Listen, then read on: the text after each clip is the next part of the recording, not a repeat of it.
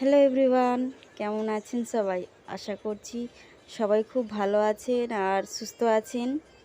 সবাইকে ঝুমুর লাইফস্টাইল চ্যানেলে অনেক অনেক স্বাগত জানাচ্ছি।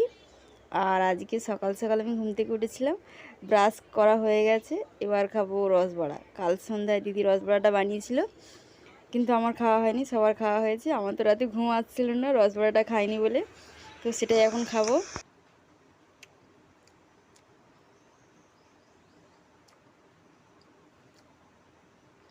হেভি খেতে হয়েছে বন্ধুরা রসবড়াটা।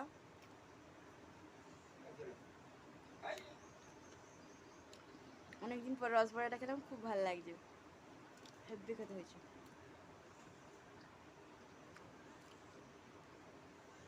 আমার তো মিষ্টি খেতে খুবই ভালো লাগে, হেভি হয়েছে। তো যাই হোক, রসবড়াটা খাচ্ছিলাম আর খেতে খেতে দেখলাম মায়ের রান্নাটা কমপ্লিট হয়ে গেছে। মা তো সকালে কাজে যায়, তো রান্নাটা করছিল। আর ভাত রান্না হয়ে গেছে, আর আমার ফেভারিট সবিনও রান্না হয়ে গেছে। আর আমি কেন লেট করি, তো খেতে বসে গেলাম মায়ের আগেই। মায়ের স্নান হয়নি, কিন্তু আমি খেতে বসে গেলাম।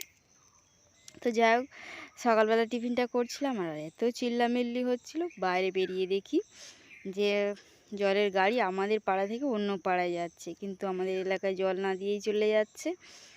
আর এখানে মোটামুটি 1-2 সপ্তাহ ধরে জল আসছেই না, তো জলের হাহাকার হয়ে যাচ্ছে যেন।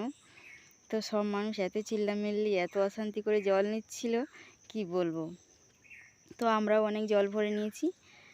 আর এইদিকে জল আসছে না, কারণ রাস্তার দুধারেই খুলছে, মানে সবার বাড়িতে বাড়িতে কল দেবে, তো জলের সমস্যা ওই জন্যই হচ্ছে। কি করা যাবে, এত গরম পড়ছে। আর এই দিকে দেখুন জলের ড্রাম দাঁড়িয়ে আছে, তো ওই জন্যই প্রবলেম হচ্ছে আর কি।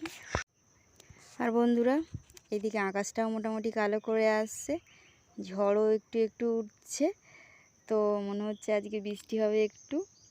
এত গরম পড়ছে বন্ধুরা, কি বলবো। একটু ঝড় বৃষ্টি হলেই যেন মনে হয় ভালো হয়। আর আমাদের ঘর বাড়িটা ভালো না, ঝড় উঠলেও খুব ভয় লাগে, ভেঙে পড়বে না এরকম মনে হয়।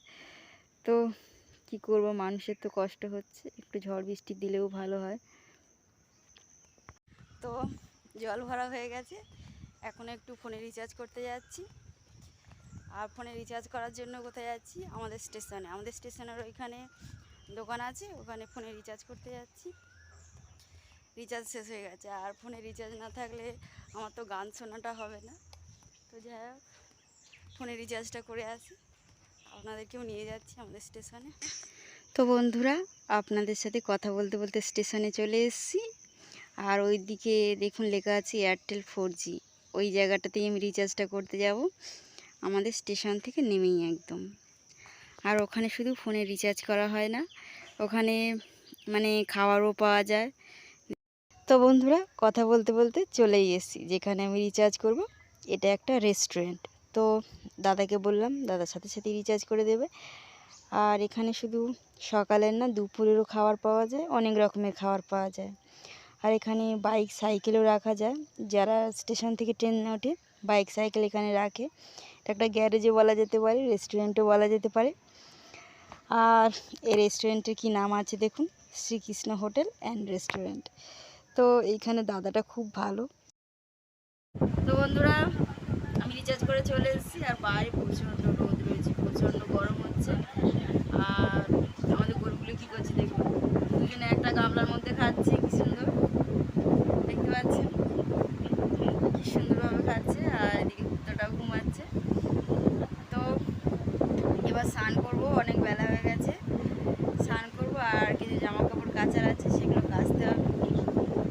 সকালের টিফিন তো হয়ে গেছে, এখন অনেক বেলা হয়ে গেছে, তো একটু স্নান দান করতে হবে, আর কিছু কাজ আছে করবো। আর ব্লগটা এই পর্যন্তই রাখছি, আশা করছি ব্লগটা ভালো লেগেছে। যদি ভালো লাগে প্লিজ লাইক করবেন, শেয়ার করবেন বন্ধুদের সাথে, অবশ্যই সাবস্ক্রাইব করবেন আমার চ্যানেলটাকে। আর কী বলবো, দেখা হবে নেক্সট ব্লগে। খুব ভালো থাকবেন সবাই, আর এতক্ষণ পর্যন্ত ব্লগটা দেখার